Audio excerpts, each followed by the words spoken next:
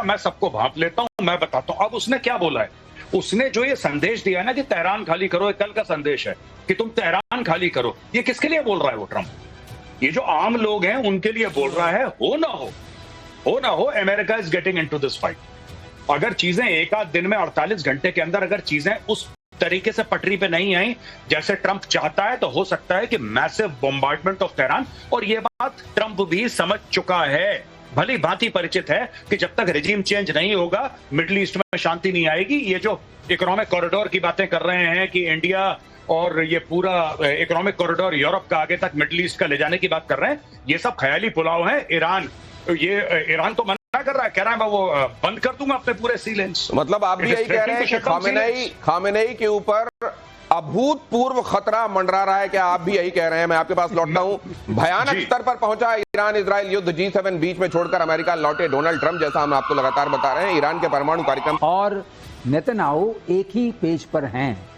Netanyahu ने भी यही बोला था, तेहरान खाली करो, तेहरान खाली करो, और तेहरान खाली हो रहा है। तो पहली चीज होती है रेजिम चेंज से पहले जनता में एक विद्रोह का भाव आए। आपको बीच में रोक रहा हूं। हाँ। जब से नेतन्याहू ने कहा है कि टॉप डेथ टू अमेरिका कहने वाला और टॉप में ट्रंप का नाम रखने वाला है ईरान, तो तुम देख लो, तभी से सब कुछ बदला। बोलते हैं हर चीज में, कहते हैं मैं समझौता करा दूंगा, मैं कूद पड़ते हैं। मतलब ट्रंप को ट्रंप जैसा कहीं कोई मिल जाता है, आप ये कह रहे हैं। तो थोड़ा हुआ तो ट्रंप ने बताया हु इज द बॉस। अच्छा, ये समझ जाओ कि मैं बॉस हूं।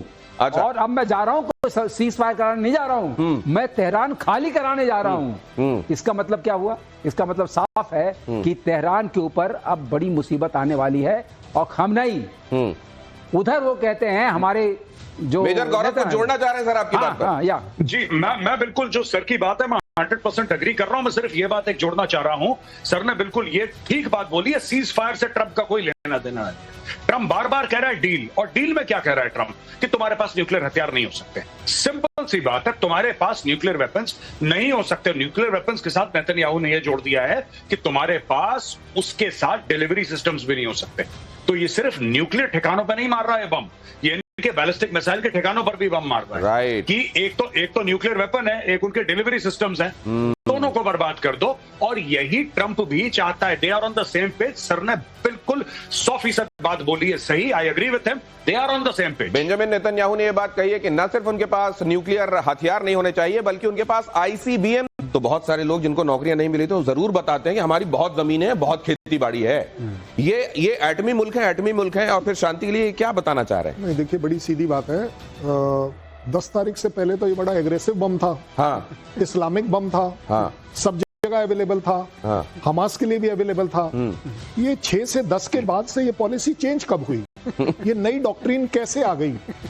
अब ये इसके 2 ही रीजन हो सकते हैं। देखिए, शांति वाली बात, जो बम है या तो वो बम रहा नहीं, या वो बम की जगह नहीं रही, कुछ तो हुआ है। नहीं तो पाकिस्तान में बम के ऊपर तो जनाब सबसे बड़ी फक्र की बात। बहरहाल ये सीधी बात है। ये जाने वाले हैं बहुत जल्दी, ये जो धमकियां दे रहे हैं ना, दे आर ऑल गोइंग, ये सब के सब जाएंगे।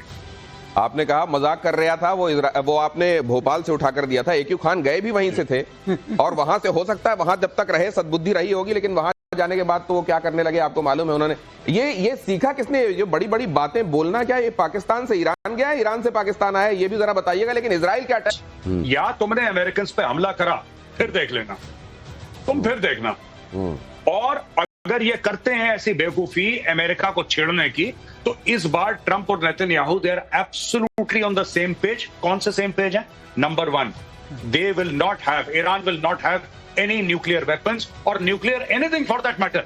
एक्सेप्टेबल नहीं है। जैसे ईरान को यहूदी जमीन के ऊपर एक्सेप्टेबल नहीं है, तो इजराइल को किसी भी हालत में ईरान का कोई भी पार्ट अगर न्यूक्लियर है वो एक्सेप्टेबल नहीं है। हाँ। उस न्यूक्लियर ऑब्लिक किसी भी तरह की ICBM को उसके देश से बाहर ले जाने की जो काबिलियत है वो भी एक्सेप्टेबल नहीं है। और दोनों के दोनों इसी बात पर एग्री कर रहे हैं। ईरान के सांसद महमूद नवाबियान की धमकी भी जरा देख लीजिए। उन्होंने कहा कि अमेरिका को निशाना बनाना बहुत आसान। इनको इंडियंस नहीं चाहिए कि इंडियन वहां पे किसी को जाके ट्रोल करे। पाकिस्तानी कहते हैं भाई आप घर पे बैठ के चाय पियो, हम बहुत हैं, हम संभालते हैं आसिम मुनीर को।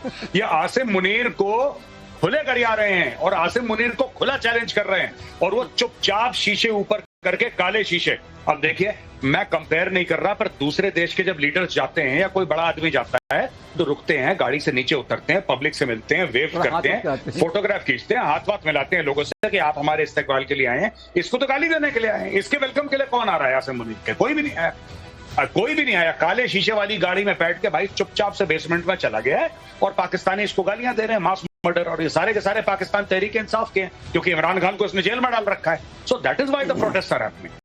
तो ये गए थे वहां पर, देखिए बड़े चौड़े होकर के हमको बुलाया गया है और वहां पर अमेरिका के अंदर पाकिस्तानी जो मौजूद हैं वो अपने फील्ड मार्शल को किस तरीके से वेलकम कर रहे हैं मैंने आपके सामने रखा। बड़े सैन्य ऑपरेशन की तैयारी में जुटा अमेरिका।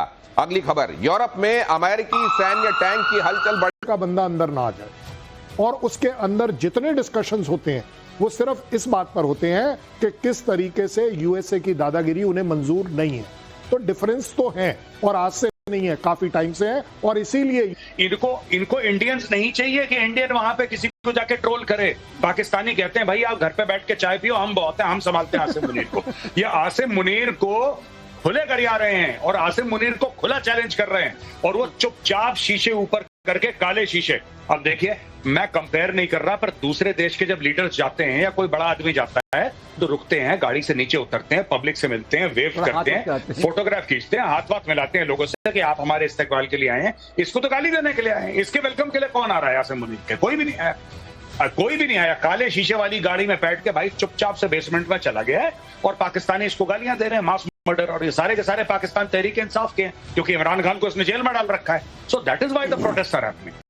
तो ये गए थे वहां पर, देखिए बड़े चौड़े होकर के हमको बुलाया गया है और वहां पर अमेरिका के अंदर पाकिस्तानी जो मौजूद हैं वो अपने फील्ड मार्शल को किस तरीके से वेलकम कर रहे हैं मैंने आपके सामने रखा। बड़े सैन्य ऑपरेशन की तैयारी में जुटा अमेरिका। अगली खबर, यूरोप में अमेरिकी सैन्य टैंक की हलचल बढ़ी। वो चुटपुंजिए तरीके से ये नहीं बताता हमने ये मार गिराया, वो मार गिराया, इनका ये जहाज मार गिराया। ये एक बड़ा कंपैरिजन ये वाला भी है पाकिस्तान के साथ, मेजर गौरव आर्य। नहीं, बिल्कुल, आप बिल्कुल ठीक कह रहे हैं। और देखिए, जब इजराइल ने ऑपरेशन करा, भारत, आपने ऑपरेशन सिंदूर और ऑपरेशन राइजिंग लायन की एक और सिमिलैरिटी, बिल्कुल आपने जो बात करी है उसी को आगे ले जा रहा हूं दिनेश। आप ये देखिएगा कि जब हमने पाकिस्तानी इलाकों पे, खासतौर से जो टेररिस्ट बेसिस थे, जब वहां पे हमने बम मारे थे तो पाकिस्तानियों ने उसका प्रूफ दिया था, हमें प्रूफ देने की जरूरत नहीं थी, राइट।